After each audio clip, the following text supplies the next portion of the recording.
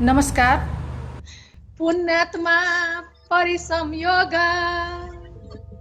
लक्ष्य मोक्षस्तु निश्चय नेट विधुतय संयुक्ता वाणी दीक्षन्ति निर्भया आत्माहं परितुष्यन्ति शीघ्र ज्ञानेन निर्मला नमः तस्मै भगवत ज्ञान योग संचय हेतवे अखंड नंद बोधाय शिष्य संतापहारिणे सचिता नंदन रूपाय तस्मै श्री गुरुवे नमः छाती भित्र भरी छ ममता पुञ्ज माया उज्यालो ज्ञान धारै असीम विविधता ठानी तुल्यै दियालो आफ्ना बाटाहरू तिनी बने जिन्दगी खुल्छ त्यसमा तिम्रै भावैहरू सब छरे प्रेरणा फुल्ने छ यसमा स्वागत छ हजुरलाई साहित्यमालामा। हजुर मेरो धेरै धेरै नमन छ यो मृदुभाषी कोमल वाणी भएको निशाज्यू सञ्चालिकामा र त्यस्तै गरेर संसारबाट हेरेर बसिरहनुभएका सम्पूर्ण सकारात्मक सोच प्रेमी आत्मीय मनहरूमा यो अस्ट्रेलियाको प्रभातकालीन नमस्कार छ। मैले नमन गरेँ सिउनिउराएर र अस्ट्रेलियामा अहिले भर्खरै 4:21 गएको छ र यो चाहिँ प्राविधिक कारणले म जोडिन सकिनँ। यसप्रति सबैप्रति क्षमा प्राप्ति छु। मैले चाहिँ बिहान 1 घन्टा अगाडिदेखि नै प्रयास गरिरहेको थिएँ, तर केही छैन, ढिलो भए पनि हामी जोडिएका छौँ। संसारभर हाम्रो प्रयास कहिले खेर जाने छैन, प्रयास गर्नेको हार हुँदैन भने जस्तै हामी फेरि आएका छौँ। सबैको मन सुन्दर रहोस्, सबैको समय सुन्दर रहोस्, जहाँ जहाँ हुनुहुन्छ हामी एक पल, एक घडी, आधा घडी, आधा से भी पुण्य र आधा घडीमा पनि हामीले जाग्न र जगाउन सक्छौँ। यो राम्रो कार्यक्रममा जोडिनु भएको छ। सबैलाई नमस्कार गरेँ, धन्यवाद फेरि पनि। जसको दर्शन मात्रले हृदयको दुर्भावना मेटिने, जसको वाक्य सुनेर भित्र मनमा आनन्द पौलाउने, जसको सङ्गत स्वरूप सुखको सत्ता खुलिहाल्दछ, त्यस्ता ज्ञानमय गुरु त भगवानलाई नमस्कार छ। हजुरलाई यसरी उपस्थित गराउन पाउँदा हामी इजरायलमा भएका अनिसस परिवार साहित्यमाला र सम्पूर्ण हामीलाई धैर्य धारण गरेर सुनेर यत्रो बेरदेखि आधी घन्टाभन्दा बढी भइसक्यो सुनेर साथ सहयोग दिएर बसिरहनुभएका सम्पूर्णको तर्फबाट हार्दिक स्वागत र अभिवादन चढाउन चाहन्छु। स्वीकार मेरो पनि एकदमै हजुरहरूलाई धेरै धेरै नमन छ। यो प्रविधि भनेको कहिलेकाहीँ हाम्रो हातभन्दा बाहिर हुन्छ, तर पनि मन चाहिँ हाम्रो नियन्त्रणमा हुनुपर्छ। जबसम्म मन हाम्रो नियन्त्रणमा हुन्छ, प्रविधि त आउँछ जान्छ, केही छैन यी दुनियाँका कुराहरू। र त्यसरी प्रतीक्षारत भएर बस्नुभयो, हामी जोडिएका छौँ, जति बेर रहन्छौँ फेरि जीवनका फेरि हामीलाई जाग्ने जगाउने कुराहरूमा फेरि सकारात्मक चिन्तनमा हामी जोडिनेछौँ। निशाज्यू अगाडि बढ्नुहोस्। हजुर, आज विशेष गरेर हजुर योग साधनाको एक किसिमले मैले भन्नु पर्दाखेरि दाता नै भन्छु, किनभने जानेको सबैले हुन्छ तर अरूलाई जीवन दिन चाहिँ कमैले जानेको हुन्छ। सिकेका सबैले हुन्छन्, व्यक्तिगत सबैले गर्छन्, तर अरूलाई मुहारमा खुसी ल्याउने र मुल्साएको रुखलाई मलजल गरेर चाहिँ त्यसलाई फेरि जिउताउने काम चाहिँ कमैले गरेको हुन्छ जस्तो मैले महसुस गरेको छु। र हजुरले 16 राष्ट्रहरूमा जुन एउटा एक किसिमको प्रेरणा दिँदै आउनु भएको छ, गराउँदै आउनु भएको छ, र त्यो मात्र हैन, तन मन धन खन्याएर जुन आफ्नो समयलाई, आफ्नो काम गरिरहेको समयहरू सम्पूर्ण छोडेर जुन किसिमले चाहिँ एउटा अर्काको लागि चाहिँ एउटा हितकर कार्यमा चाहिँ लागि पर्नु भएको छ, हजुरलाई कस्तो लाग्छ? कतिको सरल छ जस्तो लाग्छ हजुरको? पहिला सुरु मैले अनुरोध गरेँ हजुरको हजुर आफ्नो छोटो परिचय, मैले अघिको उसमा चाहिँ हजुरको परिचय भनिसकेको छु र पनि हजुरको हजुर छोटो परिचय दिनुहुन पनि सम्पूर्ण श्रोताको लागि चाहिँ राम्रो हुने भएको हुनाले र सबैले चिन्नु हुने भएको हुनाले आग्रह गर्न चाहन्छु र हजुर हजुरको कुरा अ, राखिदिन अनुरोध गरेँ। हजुर सबैभन्दा पहिला त हामीलाई यो आत्मीयताले जोडेको छ। हामी संसारका कुना कुनामा रहेका नेपालीहरू जहाँ रहे पनि जसरी रहे पनि हामी आफ्नो भावनामा जोडिएका छौँ। यो साहित्यले जोडेको छ, यो सकारात्मक प्रेमले जोडेको छ, राष्ट्रियताले जोडेको छ। हामी भूगोल व्यक्ति समूह भन्दा माथि उठ्नुपर्छ। त्यही अनुसारमा नै हामीलाई एकताको यो डोरीले जोडेको छ। र परिचयको क्रममा अब खासै मेरो चाहिँ दीक्षित नाम आचार्य राजन शर्मा हो, गुरुहरूले दिनुभएको नाम। र सन्दर्भमा सामान्यतया साहित्य अरू क्षेत्रमा भीमसेन सापकोटा भनेर पनि चिनिन्छु। अहिले अस्ट्रेलिया बस्दै आएको 11 वर्ष भयो र म नेपालको सिन्धुपाल्चोक जिल्ला अन्तर्गत बाँसबारी गाविस पिपलचौरमा पर्छ मेरो शरीर चाहिँ, त्यहाँबाट जन्मेको हो।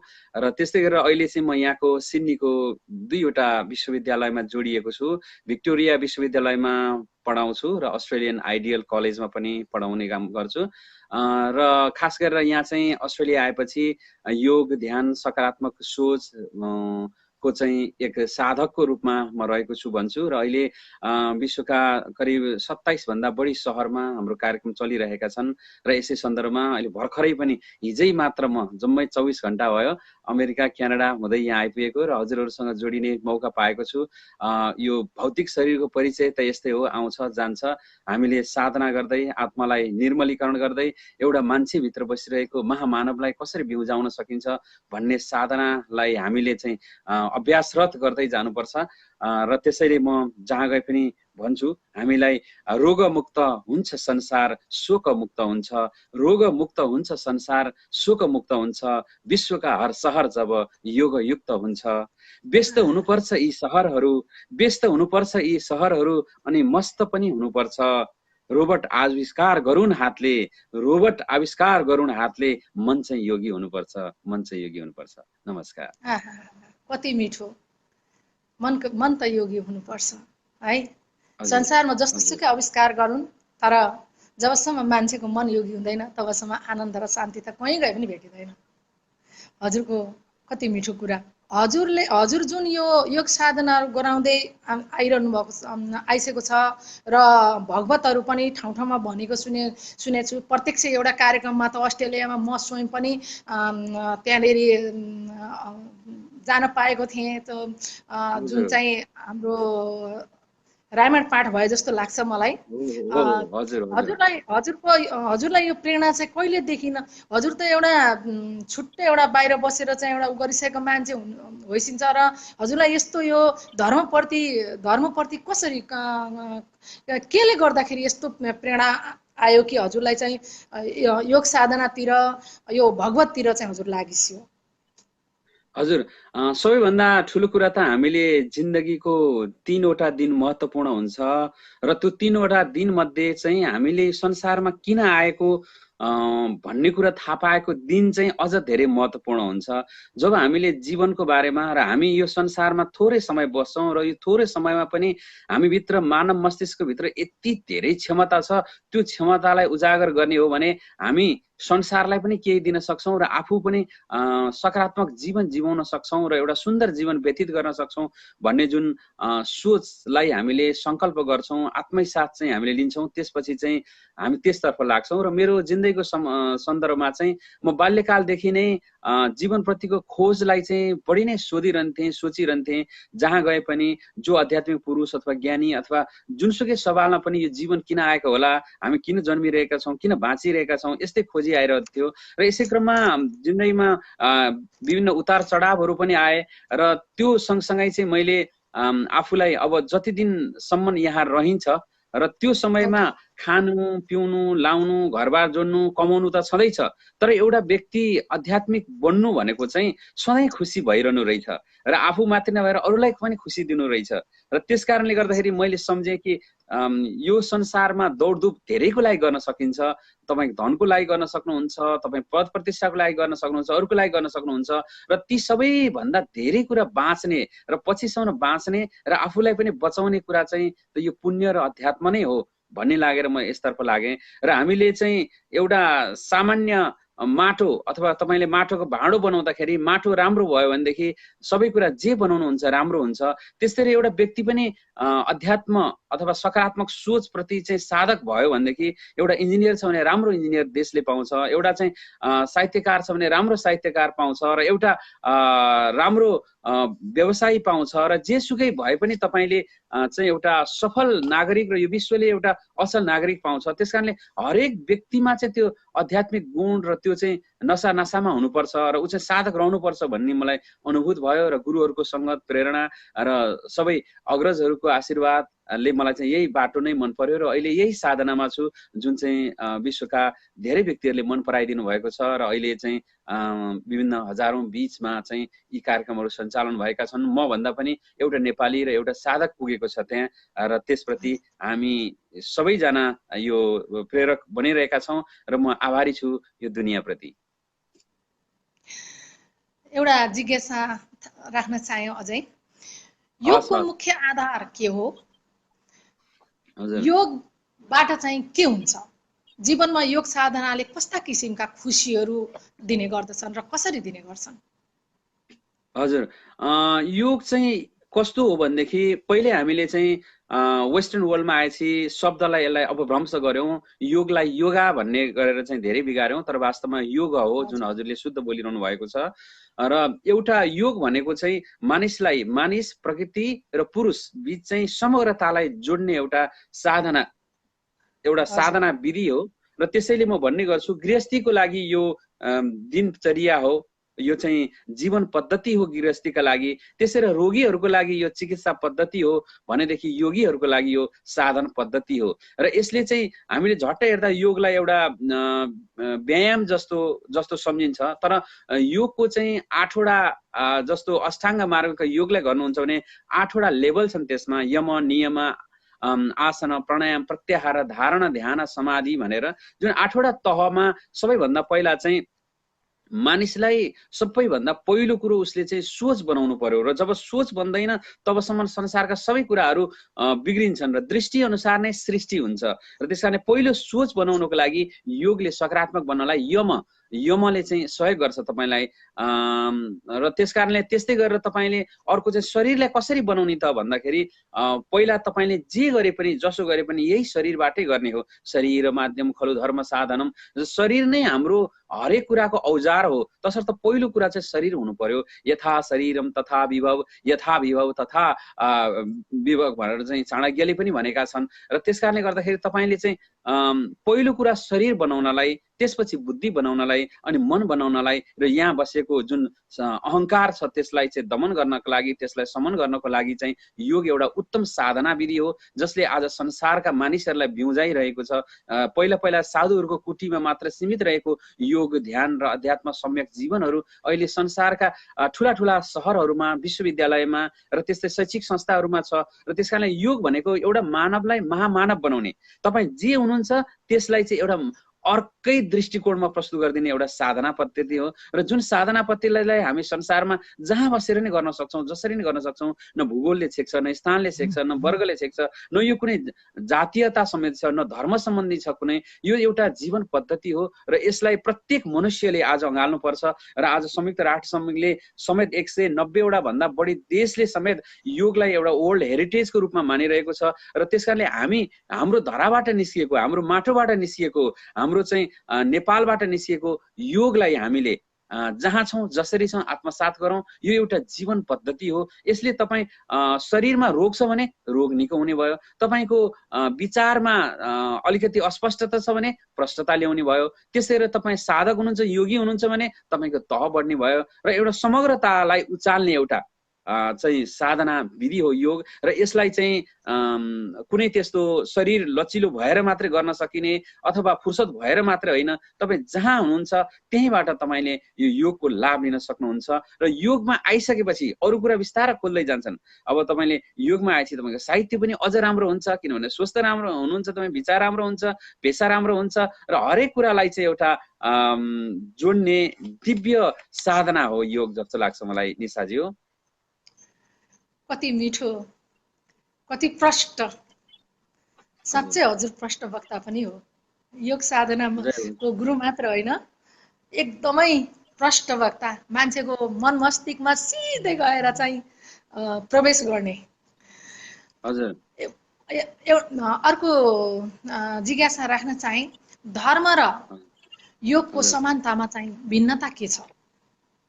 हजुर पक्कै पनि सबैले सुनिरहनु भएको छ विभिन्न स्थानबाट, र हामीले सबैभन्दा पहिला त यो संसारमा धर्मको अपव्याख्या गरेको कारणले गर्दाखेरि आज धर्मको नाममा धेरै युद्धहरू भएका छन्। र अब योग के हो, धर्म के हो भन्दाखेरि अब योगले पहिला त धर्म के हो भन्ने बुझ्नु पर्यो। धारणा इति धर्म, हामी जहाँ छौँ, जुन अवस्थामा छौँ त्यसलाई स्वीकार गर्दै हिँड्नु नै धर्म हो। जसरी चाहिँ पानीलाई जति उमाल्नुहोस् उसको धर्म अनुसार ऊ फेरि केही समयपछि आफ्नै तापक्रममा आउँछ, सेलाउँछ। त्यस्तै गरेर तपाईँको आगोको धर्म उसले बाल्छ, हरेक कुरा तातो चाहिँ आउनु नै आगोको धर्म हो। बरफको धर्म पग्लिनु हो भने मानवको धर्म, जुन हामी चाहिँ 50 इन्स्टिङ्क्ट छौँ, जनावर चाहिँ आहार, निद्रा, भय, मैथुन, चारवटा चाहिँ यी गुणहरूमा मात्रै सीमित छन् भने मनुष्य चाहिँ तपाईँले 16 कराले युक्त हुन सक्ने अथवा 50 इन्स्टिङ्क्ट सम्म पुग्न सक्ने एउटा चैतन्यले घनीभूत भएको एउटा शरीर हो।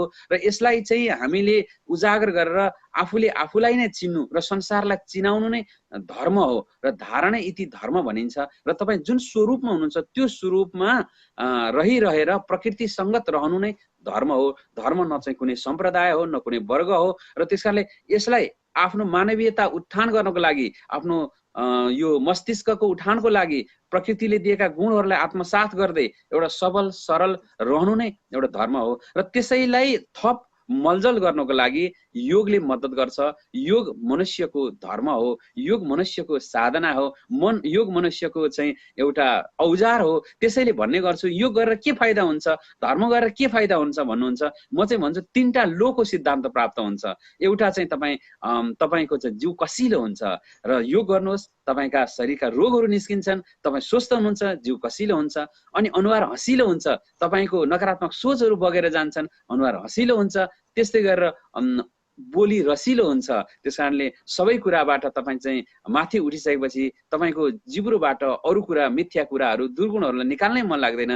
त्यस कारणले जिउ कसिलो, बोली रसिलो, अनुहार हँसिलो पार्नलाई तपाईँ योग गर्नुहोस्। योग र धर्म एकअर्काका पूरक हुन्, यी माथि उठ्दै जान्छन्। तपाईँलाई लाग्न सक्ला म विभिन्न दुर्व्यसनमा छु, विभिन्न नखाने कुरा खान्छु, अखाद्य कुराहरू खान्छु, असङ्गतमा छु, कसरी म योग गर्न सक्छु भनेर केही छैन। हेर्नुहोस्, समय 1 मिनेटको समय पनि महत्त्वपूर्ण छ। आजै जाग्नु हो भने, आजैबाट सुरु गर्नु हो भने पनि भोलिबाट तपाईँ एउटा नवीन मान्छे बन्न सक्नुहुन्छ।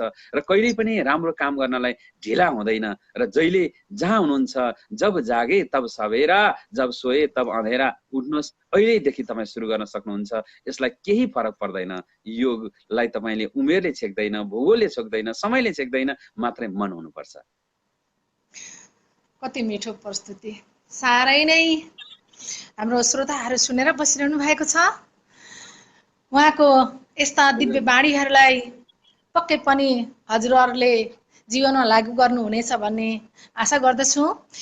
शिवहरि बुढाछैनीज्यू, हजुरले राख्नुभएको प्रश्न म यहाँ हेरिरहेको छु।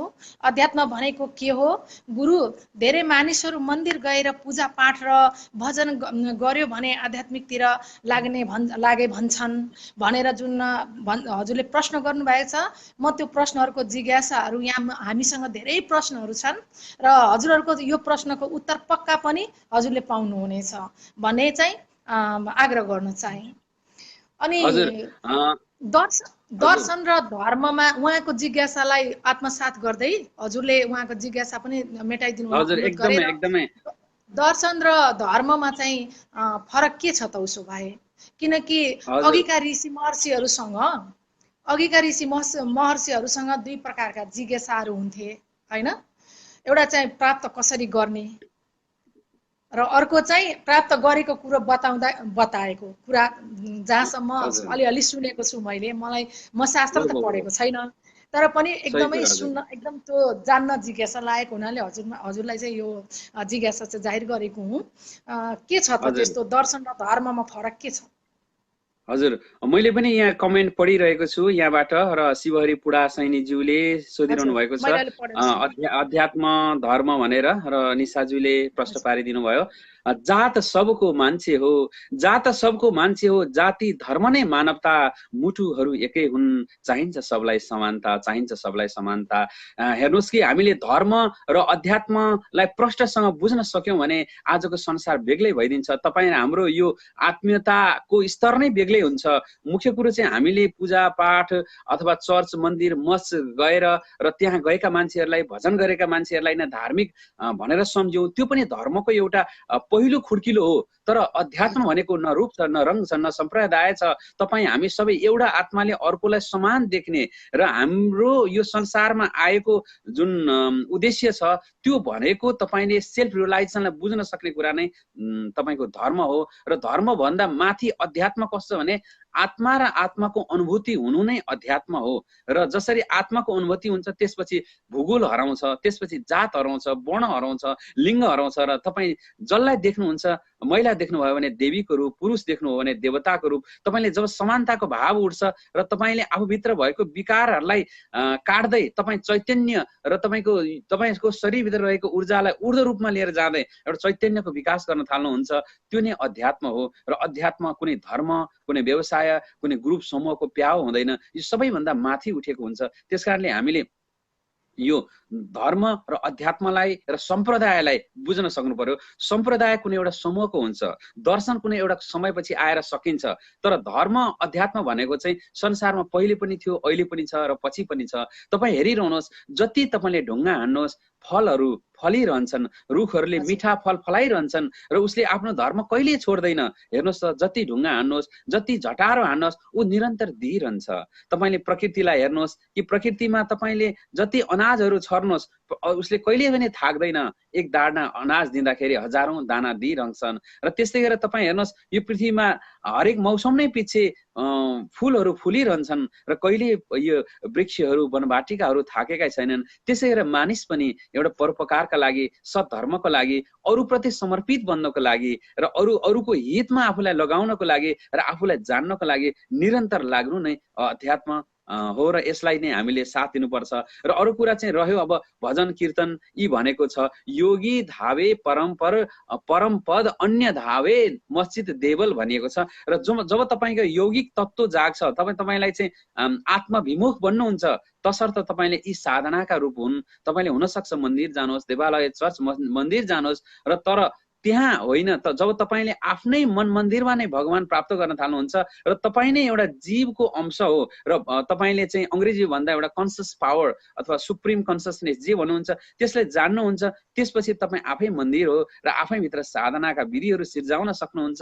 र मात्र एउटा बाहिर गएर घुमेर अरू देखावटी गरेर संसारलाई देखाएर मात्र धर्म हुँदैन। र संसारको कुरा त जसरी पनि देखाउन सकिन्छ, तर मनको मैलो धुनलाई त अध्यात्म नै चाहिन्छ। र यसलाई नै साधना गर्दै जाउँ। अब के गर्ने त भोलिदेखि भन्ने प्रश्न आउन सक्छ। र अब यो सुनिरहेका छौँ, यत्रो कार्यक्रम सुन्यौँ, कम्तीमा एउटा कुरा त परिवर्तन होस्। के गर्ने त भन्दाखेरि तपाईँ पहिलो कुरो के गर्नुहोस् भनेदेखि पहिला प्रश्न बनाउनुहोस्। तपाईँले जब प्रश्न आउँदैन जिन्दगीको, तब हामी अगाडि बढ्नै सक्दैनौँ। तपाईँ सन्देह लिएर हिँड्नुहोस् जिन्दगीप्रति। तपाईँले चाहिँ थाहा पाउनु पर्यो कि म किन आएको हो, यो जीवन के हो, कहिलेसम्म बाँच्छु, र हाम्रो शरीर यो चाहिँ अनित्य छ, र हामी चाहिँ यो अनित्यताको दिशामा हिँडिरहेका छौँ। यो शरीर आउँछ र जान्छ। यो पृथ्वीको भ्रमण एकदमै छोटो छ है। यो बोलिरहेको आवाज अब एकैछिनमा चाहिँ इतिहास बन्दैछ। तपाईँ हामी बाँचिरहेको घडी पनि थोरै समयपछि अब फेरि इतिहास हुँदैछ, पुरानो हुँदैछ। र अब हामीले जे गर्नु छ वर्तमानमै जिउनु छ, र मृत्युको सतत स्मरण गरेर, मृत्युको सतत स्मरण किन गर्ने भनेदेखि यो हाम्रो चाहिँ क्षणभङ्गुर छ जिन्दगी भनेर ज्ञात हुनको लागि पनि गर्नुपर्छ। त्यसो गर्यो भनेदेखि चाहिँ अवश्य हुन्छ। र त्यस कारणले आजैबाट तपाईँले पहिला चाहिँ सोच बनाउन, सोच कसरी बनाउने भन्दाखेरि जहाँ हेर्नुहुन्छ जे हेर्नुहुन्छ जस्तो परिस्थिति छ त्यसलाई सकारात्मक तरिकाले हेर्नुहोस् हैन। त हरेक कुरामा चाहिँ उज्यालो पाटो अवश्य हुन्छ। तपाईँ जे घटना घटोस् पहिलो कुरो त्यहाँ चाहिँ तपाईँले उज्यालो पक्ष के हो रहेछ यसको भनेर हेर्नुहोस्। कुनै व्यक्ति सामने आयो भने यो व्यक्तिबाट राम्रो कुरा के हुन सक्छ भनेर चाहिँ तपाईँले गर्न सक्नु पर्यो। र त्यस कारणले पहिलो कुरो चाहिँ त्यो भयो। र दोस्रो कुरो तपाईँले चाहिँ भोजन शुद्धितर्फ लाग्नुहुन्छ। भोजन शुद्धि भयो तसर्थ तपाईँको अर्को कुरा पनि बिस्तार बिस्तार शुद्धि हुँदै जान्छ। तपाईँले खाएको खाना तपाईँको 24 मिनेटमा तपाईको चाहिँ पानी पिउनु हो भने रगतमा जान्छ। अब भोजन खानु हो भने 24 घण्टामा रगतमा जान्छ। तर सोच राम्रो भयो भने 1 सेकेन्डमा तपाईको जिन्दगी बदलिन्छ। त्यसकारणले हामीले सोचलाई बदल्न सक्नुपर्छ। त्यस दिशातर्फ हामी अवश्य जाउँ। हजुर, उसो भए पूर्वै हाम्रा ऋषि मुनिहरू ध्यानले ज्ञान पाए, पुस्दै पुस्ता गरी तपर योग यसमै लगाए। यही नै हो त? हजुर एकदमै। हेर्नुहोस् तपाईँ जहाँ छौँ जहाँ हुनुहुन्छ, जुन कुरालाई पैसाले किन्न सकिँदैन, जुन कुरालाई सम्पत्ति दौलतले किन्न सकिँदैन, र त्यसलाई आत्मसात गर्नु नै हाम्रो चाहिँ यो योगको एउटा धर्म हो र मनको एउटा धर्म हो। त्यसकारणले जहिले पनि भन्ने गर्छु, मनमा सुन्दरता अनि ओठमा सधैँ मुस्कान होस्, सोच सकारात्मक अनि दिलमा महान प्रेम होस्। जो रोपेर तितेपाती फलेन भन्दैछ कागती, जो रोपेर तितेपाती फलेन भन्दैछ कागती, ती सबलाई यो जीवन एउटा मिठो जवाब होस्, ती सबलाई एउटा यो जीवन मिठो जवाब होस्। हजुर, पाए दर्शन परिणत भयो सत्यको मार्ग रोज्दै, खोजी आफ्नै प्रभुसँग मिली जीव धन्य बनाए। योगीहरू चाहिँ त्यस्ता थिए अरे होइन? हजुर एकदमै। हजुर साह्रै सुन्दर। अब हजुरलाई यहाँनिर कमेन्ट आएको रहेछ। दुष्यन्त भट्टराई भाइले यहाँनिर कमेन्ट लेख्नु भएको छ, अध्यात्मले धर्म किन जन्माउँछ र धर्मले किन विभेद सिकाउँछ? हजुर दुष्यन्त भट्टराईज्यू, तपाईँको उत्सुकताको लागि धेरै धेरै नमन छ। र वादे जायती तत्त्वबोध, जति हामी खोज्छौँ, जति सन्देह गर्छौँ, जति खोज्छौँ त्यति नै उत्तर पाउँछौँ। जीवन भनेकै खोजी हो। त्यसकारणले तपाईँले जुन खोजी गर्नु हो त्यसको लागि नमन छ। सबैभन्दा पुरो त धर्म मैले भने कि धर्म धारणा इति धर्म, जुन हामीले बुझिरहेको हिन्दू क्रिस्चियन बौद्ध यो धर्म होइन। यसमा हामी नझुक्यौँ। यो एउटा दर्शन हो, यो चाहिँ सम्प्रदाय हो, एउटा समूह हो, यो पन्थ हो। त्यसकारणले धर्म न कहिले फरक थियो, न अहिले फरक छ, न पछि होला। हेर्नुहोस्, जहिले पनि फुल फुल्ने, फुलको धर्म फुल फुल्नु हो। यो कुनै हिन्दू धर्म हो, मुस्लिम हो, क्रिस्चियन हो, केही पनि होइन। त्यो त प्रकृतिको धर्म हो। त्यस्तै मान्छेको धर्म पनि मृदुभाषी बस्नु, एकअर्कालाई सहयोग गर्नु, आत्मतत्व जागृत गर्नु, र त्यो नै धारणा इति धर्म, धर्म नै धर्म हो। र अब धर्मले तपाईँको विभेद कसरी जन्माउँछ, जातीयता विभेद अथवा लैङ्गिक विभेद अथवा भौगोलिक विभेद किन जन्माउँछ भनेदेखि जसले जुन धर्मले विभेद सिकाउँछ त्यो धर्म होइन, त्यो अधर्म हो। विभेद रहित नै धर्म हो। त्यसकारणले नै हाम्रो भनिएको छ भागवत गीतामै जानुभयो भने पनि, विद्या विनय सम्पन्ने ब्राह्मणे गविहस्तिनी सुनि चैव सोपाके च पण्डिता समदर्शिनः। जहाँ समानताले देखिन्छ, गाई कुत्ता चाण्डाल हात्ती सबैलाई, त्यो नै तपाईँको धार्मिक प्रवक्ता, धार्मिक उत्प्रेरक र धार्मिक चाहिँ प्रवज्ञाचारी व्यक्ति हो। त्यसकारणले गर्दाखेरि धर्मले कहिले पनि विभेद जाँदैन र अध्यात्मले धर्म जन्माउँदैन। अध्यात्म चाहिँ जब तपाईँ आत्माको साधना गर्न थाल्नुहुन्छ त्यो नै तपाईँको अध्यात्म भयो। र जब चाहिँ एउटा किरोदेखि लिएर संसारका हिँड्ने सारा जीवहरूको पनि आत्मा एउटै हो। मलाई जे जस्तो गर्दा ठिक लाग्छ अरूलाई पनि मैले त्यस्तै गर्नुपर्छ भन्ने कुरो अनुभूत हुन्छ। र त्यसलाई बोलीले होइन, ओठको बोलीमा हामी सबै ज्ञानी छौँ संसारमा। आज संसार दुखेको ज्ञान नभएर होइन, 101 ज्ञानी छौँ, तर ज्ञानलाई बारम्बार प्रयोगमा लिएर नआएर सङ्कल्पमा नउतारेको कारणले हामी दुखी छौँ। हो, त्यो अध्यात्मलाई हामीले जब प्रयोगात्मक रूपमा लिएर जाँदैनौँ, तपाईँ हामी जस्ता युवा मान्छेहरू आज जुन संसारमा छौँ, हिँडिरहेका छौँ, यी धर्म ग्रन्थहरू, यी सारा कुराहरू भन्दा पनि हाम्रो चाहिँ प्रयोगात्मक शिक्षा सबभन्दा महत्त्वपूर्ण कुरा हो। त्यसलाई जबसम्म हामीले लिएर जाँदैनौँ तबसम्म हामी जहाँको त्यहीँ हुन्छौँ। त्यसकारणले भन्ने गरिन्छ र तपाईँको 5 वर्ष अगाडि कस्तो हुनुहुन्छ भनेर थाहा पाउनलाई आजको दिनले निर्धारण गर्छ।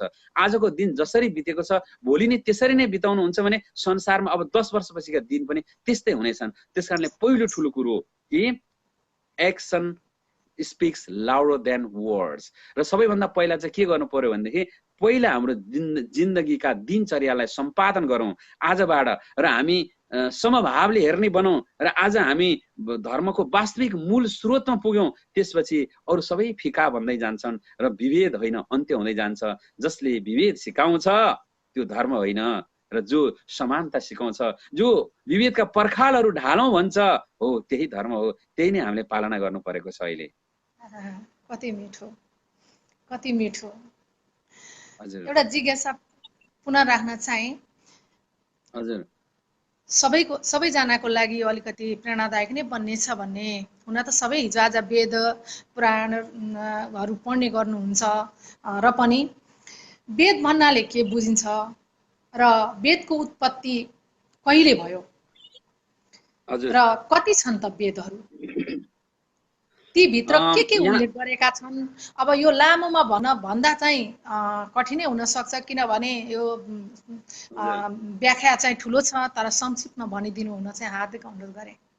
हजुर हुन्छ, मैले संक्षिप्तमा म अर्को अवश्य भन्ने छु संक्षिप्तमा, र समय रह्यो भने हामी पछि पनि जोडिने छौँ। यो हाम्रो यात्राको सुरुवात हो, यो अन्त्य होइन, र यस्ता श्रृङ्खलाहरूमा फेरि पनि जोडिरहनेछौँ। र यो संसारभरिमा तपाईँ र हामीलाई अहिले एउटा सुकिलो दास बनाइएको छ, र मध्ययुगमा मान्छेहरूलाई दाम्लोले डोर्याएर लिएर हिँडिन्थ्यो र उनीहरूलाई दास बनाइन्थ्यो, कुटिन्थ्यो, यो सबै दृश्यमा देखिन्थ्यो भने अहिले हामी संसारका मान्छेहरूलाई सुकिलो मजदुरको रूपमा, सुकिलो दासको रूपमा देखाइएको छ। हाम्रा जन्जिरहरू अदृश्य छन्, तर हामीलाई यो उपभोक्तावादी संस्कृतिले, हामीलाई पुँजीवादी संस्कृतिले हामीलाई चाहिँ भौतिकताका जन्जिरहरूले गालिरहेका छौँ। त्यसकारणले हाम्रा आँखाहरू छोपिएका छन्, जुन देख्न सकिएको छैन, जुन कुरालाई सोच्नुपर्ने सोच्न सकिएको छैन। भोजनमा केमिकल छ, त्यसले हाम्रो मनुष्यको स्मृति शक्तिहरू गालेर गइरहेको छ, र त्यस्तै गरेर हामी चाहिँ अहिले वस्तु तथा सामान र सेवाहरूको दास बनिरहेका छौँ। र यसबाट माथि उठेर मान्छे त एउटा परम महापुरुष हो, र यसभित्र अनन्य जागृतिका सम्भावनाहरू छन्, त्यसलाई उजागर गर्न सक्नु नै एउटा मनुष्यता हो। त्यस्तै मनुष्यताको विधिहरू सङ्गालिएको, र ती विधिहरूलाई र सृष्टिको शुभारम्भ कालदेखि, जीवको उत्पत्तिदेखि आजसम्म प्राप्त भएका मनुष्यका ज्ञानहरूको समग्र सार नै वेद हो। र जुन वेदलाई नेपाल भूमि, नेपाल धरामा चाहिँ तपाईको पराशर ऋषिका पुत्र वेद व्यासले लेखेका थिए, र त्यसलाई उनले लेखे पनि वेद त अनन्य कालदेखि नै थियो। त्यो श्रुति स्मृति यानि कि त्यो पहिला सुनेर बोलेर पहिला गुरुहरूले शिष्यलाई दिने, शिष्यहरूले अर्को पुस्तालाई दिने, यस्तै गरेर हाम्रा वैज्ञानिकहरू, हाम्रा प्राचीन वैज्ञानिकहरूले पुस्तान्तरण गर्दै आएका थिए। तर जब चाहिँ व्यासको समय आयो, त्यस बेलामा उहाँले एउटा यसलाई सम्पादनको रूपमा, एउटा चाहिँ संग्रहको रूपमा र कृतिको रूपमा राख्नुभयो, र यसलाई वैदिक साहित्यको रूपमा पनि लिन सकिन्छ, एउटा आध्यात्मिक दर्शनको रूपमा लिन सकिन्छ। एउटा मानव सभ्यताको पहिलो सर्वप्राचीन, सर्वप्रिय र सर्वकालिक, सर्वलौकिक चाहिँ एउटा स्क्रिप्चर अथवा साहित्य कृतिको रूपमा पनि लिन सकिन्छ। र विशेष गरेर छोटो समय मैले भन्नुपर्दा अझ तपाईँले वेदलाई प्रत्येक व्यक्तिले मनन गर्नुपर्छ। र हामीलाई के गरिएको छ भने, हामीलाई धेरैले बाइबल पढ्नु हुँदैन, तपाईँ हिन्दू हो भने, तपाईँ कुरान पढ्नु हुँदैन, मुस्लिम हो भने तपाईँ गीता वेद पढ्नु हुँदैन, तपाईँ अन्य धर्मावलम्बी हो भनेर हामी माथि एउटा प्रपञ्च गरिएको छ। हामीले त्यो प्रपञ्चलाई बुझ्नु छ। हाम्रो मानव मस्तिष्क भनेको सबै कुरा पढ्न, अध्ययन गर्न, मनन गर्नको लागि खुला भएर यो संसारमा अवतरित भएको हो। त्यसकारणले त हामीले यी विचारका, सोचका सङ्कीर्ण सत्ताहरूमाथि उठेर हामी विचारको पर्खालहरूलाई ढालेर यी अध्ययन गर्नुपर्छ, मनन गर्नुपर्छ। र तपाईँले वेदो प्राणी हितो धर्मो या धर्मस तद विपर्याय भनिएको छ। संसारमा सबै कुराको उत्तर पाइएन भने वेदमा खोज्नु भनिएको छ। हेर्नुहोस्, त्यसकारणले गर्दा वेद समग्र मानिसहरूको हितको लागि रचित एक सर्वलौकिक सर्वप्रिय ग्रन्थ हो। यो कुनै हिन्दू, यो कुनै एउटा सम्प्रदायको लागि नभएर एउटा सार्वजनिक, सार्वभौमिक र संसारका सबै मानवहरूको हितको लागि समर्पित एउटा ग्रन्थ हो। यसमा यसको सार पढ्नु, हामीले सबै जान्नु अत्यन्त छ। जहाँ तपाईँले आयुर्वेद, जीवन कसरी बाँच्ने, एउटा जीर्ण रोगले जीर्ण भएको मान्छेलाई कसरी उठाउने भन्ने कुरा पनि वेदमा छ। हेर्नुहोस्, त्यसै संसारमा घुमिरहेका ग्रह तारा नक्षत्रहरूको गतिलाई कसरी मापन गर्ने भन्ने कुरा आज जुन नासाले प्रयोगमा ल्याइरहेको छ, त्यसको उद्गम सूत्र कहाँ थियो भन्दाखेरि वेद थियो। आज संसारका मानिसहरू चिर ऋणी छन् वेदप्रति। आज संसारका दार्शनिकहरूले, संसारका वैज्ञानिकहरूले त्यो वेदलाई चाहिँ आधार सन्दर्भ सामग्री बनाइरहेका छन्। तपाईँले आजै पनि हेर्नुभयो भने राशिहरूको नाम फेरिएको छैन। संसारमा एरिज, टौरस जेमिनाई, क्यान्सर, जुन जुन राशिहरू भन्छन् ती सबै हाम्रा ऋषिमुनिहरूले सूत्रपात गरेको मेष, वृष, मिथुन भनेर चाहिँ सूत्रपात गरेको राशि नै छन्। आज संसारमा दुनियाँले क्यालेन्डरमा लगाएको छ कि आइतबार, सोमबार, मङ्गलबार, बुधबार भन्ने कुरा जुन चाहिँ Sunday, Monday, Tuesday, Wednesday, Thursday भनेर ती पनि ग्रह गणितका अनुसार ल्याइएका हाम्रा ऋषिमुनिहरूको उत्पादन हुन् र अहिले पनि सन्डे, मन्डे भनेर विश्वले चाहिँ गरिरहेको छ। पहिला 12 महिना हुन्थ्यो र महिना गणना गर्यो, अहिले पनि 12 महिना छन्। त्यसकारणले यो सार्वकालिक, सार्वभौमिक हुन् र सदा चिरस्थायी रहनेछन्। मानव सभ्यतालाई उठान गर्न लेखिएका एउटा अदम्य हितका शास्त्रहरू हुन्। हामी त्यसको छेउ मात्रै पनि जान्यौँ भने जिन्दगीलाई धन्य बनाउन सक्छौँ। वेदको बारेमा यति नै बोले, समय पाएँ भने फेरि म प्रस्तुत हुने नै छौँ। फेरि अर्कोतर्फ लागौँ निसाज्यू। चन्द्रमा माथि वैज्ञानिक पुगे घरबार बसाउन, मङ्गल माथि बिरुवा रोप्छन् फलफुल फुलाउन। हजुर, यही नै होला सार। किनकि वेदमा एउटा विराट पुरुषको कल्पना पनि गरिएको छ जस्तो लाग्छ मलाई। एकदमै एकदमै हजुर हो। र विराट पुरुषको कल्पना चाहिँ किन गरे होलान् भनेर मलाई एकदम जिज्ञासा लागेर आज मैले वेदको बारेमा हजुरलाई सानो प्रश्न गरेँ। किनकि मैले वेद पढेको छुइनँ र मैले कुनै पनि शास्त्रहरू पढाएको छैन। अलिअलि गीता पढ्छु, यहीँ छ त्यो सानो गीता, र यतै गीतामा पढेर चित्त बुझाउने गरेको छु कहिलेकाहीँ, र एकदम जिज्ञासा लागेर हजुरलाई सोधेको हो। श्रीमद् भागवत गीतामा चाहिँ सृष्टिको वर्णन गरिएको छ है, र पृथ्वी सूर्यको वरिपरि घुम्ने मिल्टी भएर ग्यालेक्सीको अधीनमा रहेर ग्यालेक्सीकै समूहको अधीनमा रहने यो वैज्ञानिक तत्त्वबाट पौराणिक तत्त्वको निकटता र दूरी कहाँसम्म छ भनेर चाहिँ अलिकति प्रश्न पार्दिन सकिन्छ। एकदमै सबभन्दा पहिला त मैले वेदको बारेमा बोले। 4 वेद, तपाईँको सामवेद, यजुर्वेद, अथर्ववेद, ऋग्वेदको बारेमा, र यो सबै वेदहरू चाहिँ समयकालिक छन्। र सबभन्दा पछिल्लो आएको सामवेद, जसलाई चाहिँ गीतात्मक, लयात्मक र गयात्मक रूपमा प्रस्तुत गरिएको छ, र विशेष गरेर 1 लाख भन्दा बढी मन्त्र रहेका छन्, र त्यसमा चाहिँ 16,000 उपासनाका मन्त्र रहेका छन्। र त्यस्तै गरेर तपाईँले चाहिँ यहाँ देख्नु भने कर्मकाण्ड भनेको त एउटा सीमित खण्ड हो। र मैले अहिले प्रश्न देखिरहेको छु, शिवहरि पुरा सैनीज्यूको पशु बलि धर्म हो भन्छन् मानिसहरू, के निर्दोष प्राणीलाई मारेर धर्म हुन्छ गुरु भनेर। र अब तपाईँ सुन्नुहोस् कि एउटा सन्दर्भ छ। मैले अस्ति भर्खर पनि एउटा अमेरिकाको प्रेरणा कार्यक्रममा भनिरहेको थिएँ। एकजना विदेशी चाहिँ नेपाल जानुभएछ अरे, र नेपाल जाँदाखेरि एउटा मन्दिरमा चाहिँ एउटा पाठोलाई बाँधेर जबरजस्ती घाँटी रेटिरहेको रहेछ। र नि उहाँ विदेशीले सोध्नु भएर यो के गरेको, वाट इज दिस भनेर सोद्धाखेरि एकजनाले भन्नुभयो अरे चाहिँ यो धर्म गरेको धर्म भन्नुभयो अरे। अनि गोराले चाहिँ सोध्यो अरे, ल यो धर्म भने तिमीहरूको पाप चाहिँ के हो भनेर सोधेको थियो अरे होइन। त्यसपछि सबैजना दङ्ग पर्नु भएछ। र त्यसरी हामीले हेर्नुहोस्, पशु बलि, यो सारा घृणाहरू यी त सबै मानवीयका यी विकृतिको रूपमा आएका कुरा हुन्। धर्मले कहिले पनि वध, हिंसा र अन्याय, अधर्म भन्दैन। यो त्योभन्दा माथि उठ्नु नै धर्म हो। र पशु बलि त कुनै पनि हालतमा धर्म हुँदै होइन। र तपाईँले चाहिँ जसले आत्मा, परमात्मा, संसारका जीवात्मालाई एउटै रूपमा देख्छ त्यो नै धर्म हो। अहिंसा परमो धर्म यसैको मूल धर्म हो। त्यसकारणले वसुधैव कुटुम्बकम, सारा संसारका मानिसहरू हाम्रा दाजुभाइ हुन्। र यी कुराहरूलाई चाहिँ हामीले आत्मसात गरियो भने त्यो धर्म होइन, त्यो त मानिसले जिब्रोको स्वादको लागि बनाइएको एउटा प्रपञ्च मात्रै हो। र प्रत्येक व्यक्तिले प्रत्येक उसले तपाईँ देवी भागवत पढ्नुभयो भने पनि त्यहाँ तपाईँले देवीलाई जसले बलिको रूपमा कुनै जनावर चढाउँछ, बलिको रूपमा चढाइएको जनावरको जुन रौँ जति छन् त्यति नै नरकमा पर्छ भनिएको छ। खैर नरकमा विश्वास गर्नुहोस् नगर्नुहोस्, अथवा हामी स्वर्गमा विश्वास गरौँ नगरौँ, तर वास्तविकता के हो भनेदेखि यी सबै जिब्रोले समय समयमा आएका अपव्याख्याले मानिसहरूलाई त्यसतिर लगेका एउटा कुसंस्कारहरू हुन्। तर वास्तवमा हामी सबै मानिसहरू एक छौँ, सबै जीवहरू एक छौँ। त्यसकारणले प्राणी हितो धर्म भनिएको छ, अहिंसा परमो धर्म भनिएको छ, र त्यसलाई नै हामीले लिएर हिँड्नुपर्छ। र अब सन्दर्भ तपाईँको भागवत गीताको छ, र भागवत गीताको चाहिँ तपाईँको के छ भनेदेखि त्यसमा 18 अध्यायमा विभाजित 700 श्लोकमा निहित एउटा विशेष स्क्रिप्चर र विज्ञान र मानव समुदायको लागि उच्चतम ज्ञानले भरिपूर्ण एउटा ग्रन्थ हो र संसारका धेरै कानुनहरू बदलिए, संसारका धेरै ग्रन्थहरू सम्पादन भए र आजसम्म मानव इतिहासमा कहिले पनि सम्पादन नगरेको र अहिलेसम्म कसैले सम्पादन गर्ने एउटा हिम्मत पनि नगरेको र पूर्वका मात्र हैन पाश्चात्य पण्डितहरूले दार्शनिकहरूले पनि त्यसलाई चाहिँ सिरोपर गरेर हिँडेको एउटा महान ग्रन्थ हो, जहाँ तपाईले आद्योपान्त जहाँ पढ्नुहोस् कहीँ पनि एउटा धर्मको अथवा कुनै एउटा सम्प्रदायको नाम उल्लेख नभएको ग्रन्थ नै गीता हो। जसले गीतालाई जान्यो उसले संसारलाई बुझ्यो। त्यसकारणले आज गीतामाथि अध्ययन भइरहेको छ, पीएचडी गरिरहेका छन् मान्छेहरूले, विश्वविद्यालयहरूमा एउटा च्याप्टरको मात्रै कैयौं दिन लगाएर बहस भइरहेको छ। त्यसकारणले गीता मानव समुदायको लागि अक्षुण्य हो। आज तपाईँ हेर्नुहोस् कि मुस्लिम दाजुभाइहरूले पनि गीताको प्रशंसा गर्नुहुन्छ, क्रिस्चियन दाजुभाइहरूले पनि तपाईँको गहिरो अध्ययन गर्नेहरूले त्यसको प्रशंसा गर्नुहुन्छ र हिन्दूहरूले आफ्नो ग्रन्थ भन्नुहुन्छ। तर त्यो हिन्दूको मात्र होइन, किनभने तपाईले 700 श्लोकमा कहीँ पनि हिन्दू शब्द पाउनुहुन्न।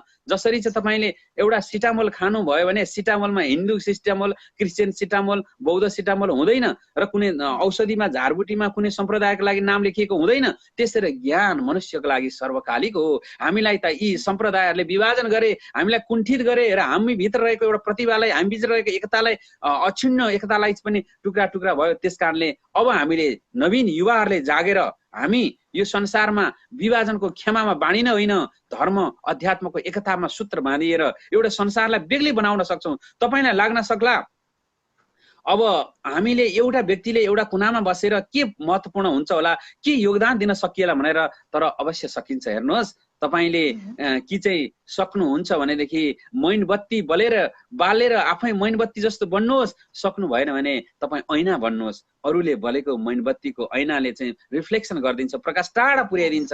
त्यसकारणले तपाईँले जहाँसुकै पुगेर पनि जेसुकै गर्न सक्नुहुन्छ। तपाईँले गरेको थोपा थोपा योगदानले यो विश्वलाई एउटा ठुलो योगदान दिन सक्छ।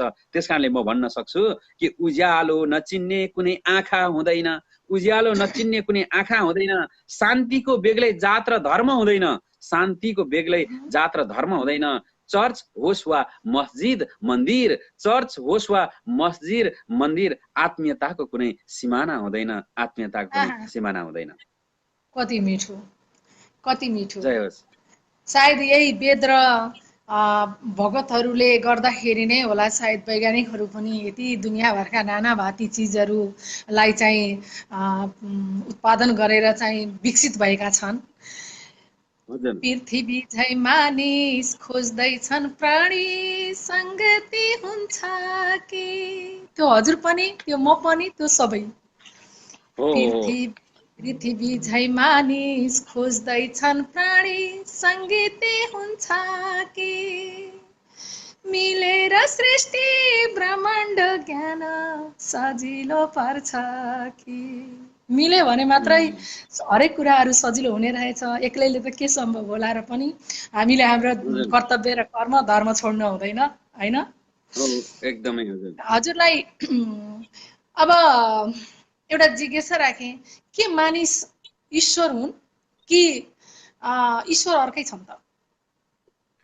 हजुर, संसारमा ईश्वरको लागि खोजी गर्न हिँडेका धेरै मान्छेहरू, आजदेखि मानव सभ्यताको इतिहासमा ईश्वरको लागि घरबाट खोजी गर्न हिँडेका मान्छेहरू, घर त्यागेर गृह त्यागेर संसार त्यागेर हिँडेकाहरूले कहिल्यै पनि ईश्वर भेटाएनन्, तर आफै ईश्वर बनेर फर्किए। हेर्नुहोस् त, बुद्ध सिद्धार्थ बनेर ईश्वर खोज्न हिँड्नु भएको थियो, महात्मा बुद्ध भनेर फर्किनु भयो, विवेकानन्द स्वामी विवेकानन्द भएर फर्किनु भयो, त्यस्तै गरेर रामतीर्थ फर्किनु भयो, कबीर फर्किनु भयो। र त्यस कारणले गर्दाखेरि मनुष्य के हो? ईश्वरकै अंश हो। तपाईभित्र दानव तत्त्व पनि छ, ईश्वर तत्त्व पनि छ, सुर असुर दुवै तत्त्व छ। र हामीले हाम्रा गुणहरूलाई जसरी हामीले लिन सक्छौँ र जुन कुरालाई हामीले बढाउन सक्छौँ त्यो नै हाम्रो ईश्वरीय तत्त्व हो। बाहिर संसारमा होइन, आफै भित्र छ। आँखा बाहिर, ईश्वर भित्र।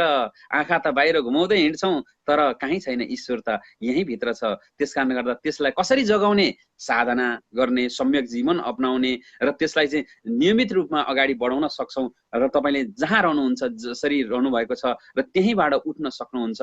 र ईश्वर भनेको चाहिँ आत्मसात गर्न सकिने आफै भित्रको एउटा अंश हो र त्यस कारणले नै मानिसले संसारलाई एउटा नवीन बनाउन सक्छ, नवीनतम रूपमा लिएर जान सक्छ र हामीले नै चेतनालाई माथि उठाउन सक्छौँ। हामीभित्र रहेको चेतनाको त्यो चाहिँ विशिष्ट रूप नै एउटा ईश्वरीय अंश हो, सुप्रिम कन्सियसनेस कहीँ छ र त्यही अंशको यहाँ हो। समुद्र संसारमा हेर्नु, समुद्रमा कति धेरै पानी छ, तर तपाईँ आफ्नो ग्लास लिएर जानुहोस्, तपाईँ घैला लिएर जानुहोस्, आफ्नो आफ्नो घैला ग्लासभरि चाहिँ त्यो चाहिँ भरिन्छ तपाईँको, र तर चाहिँ फेरि त्यसलाई खन्याएर चाहिँ समुद्रमा हाल्नुहोस्, फेरि एउटै भइदिन्छ। हेर्नुहोस्, अहिले अलग अलग छ र कसैले रङ लगाएका छन्, तपाईँले अलग अलग गिलासमा पानी हाल्नुहोस् समुद्रको र अनि अलग अलग रङ लाउनुहोस्, अलग अलग रङको छ, तर अलग अलग सेपमा र साइजमा बसेको छ, फेरि मिसाइदिनुहोस्, फेरि समुद्र बन्छ।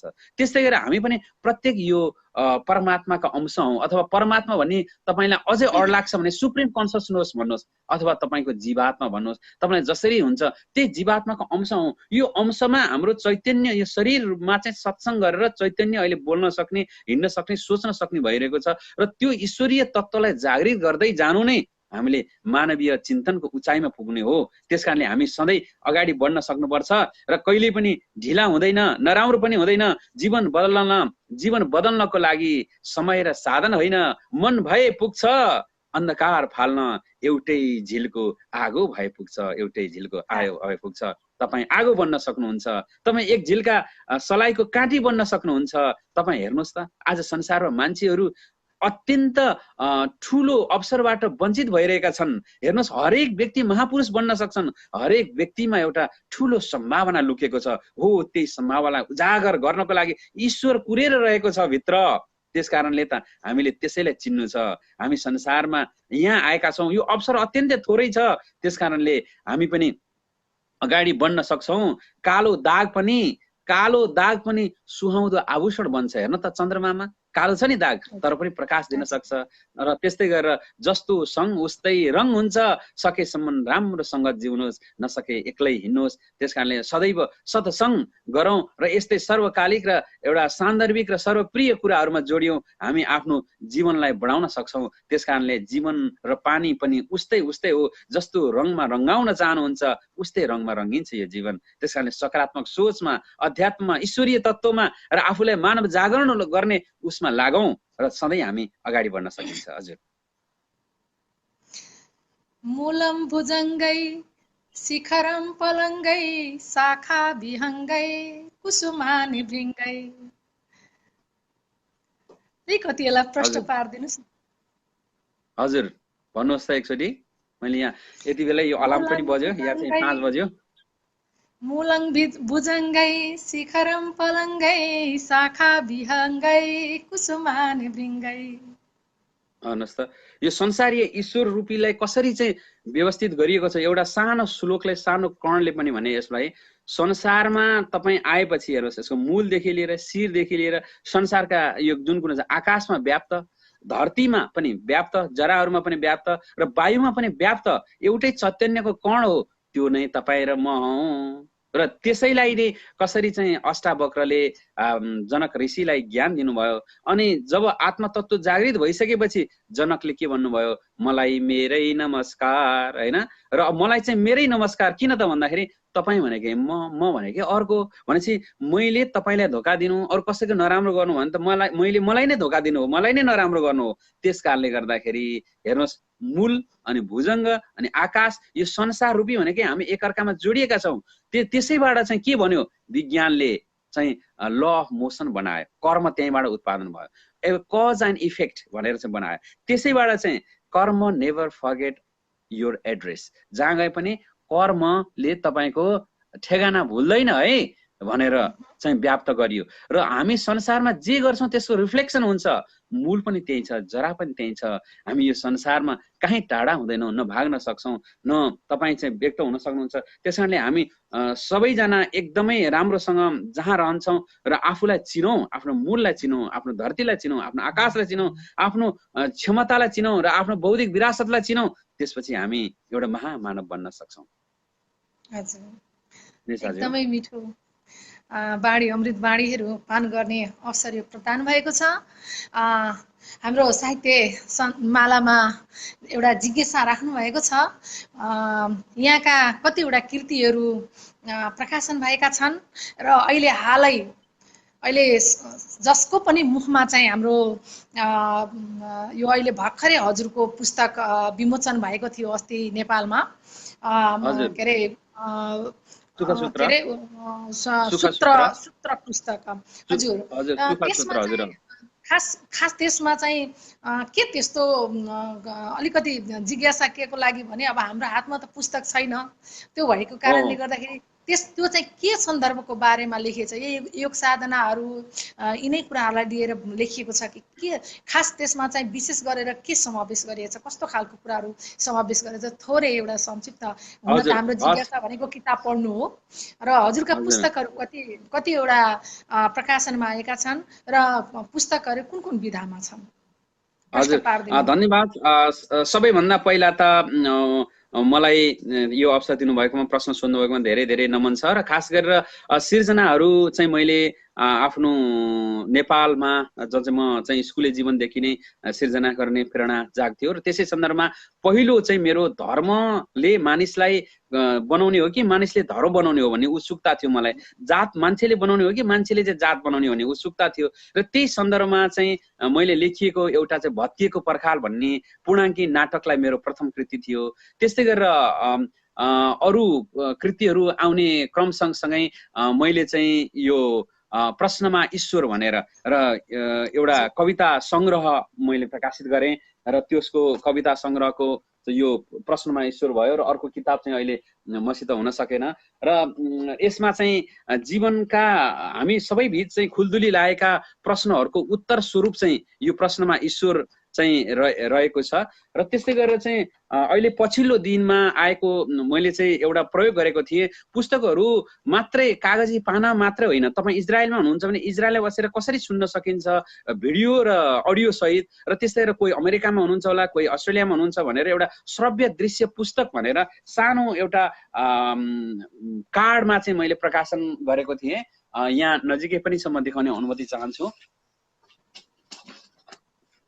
र यसलाई चाहिँ हामीले एउटा प्रविधिको प्रयोग र हाम्रो विवेकलाई प्रयोग गरेर निकालेको यो एउटा पुस्तक हो। हेर्दाखेरि कार्ड देखिन्छ यो, तर यहाँभित्र चाहिँ तपाईँले 105 घन्टा बढीका श्रव्य दृश्य पुस्तक छ। तपाईँले चाहिँ गाडीमा चलाउँदै हुनुहुन्छ, यो सुन्दै हिँड्ने, अथवा टिभीमा हुनुहुन्छ हेर्न मिल्ने यो एउटा पुस्तकको नवीन रूप, एउटा चिप्समा चाहिँ एउटा सिङ्गै पुस्तक अटाएको छ।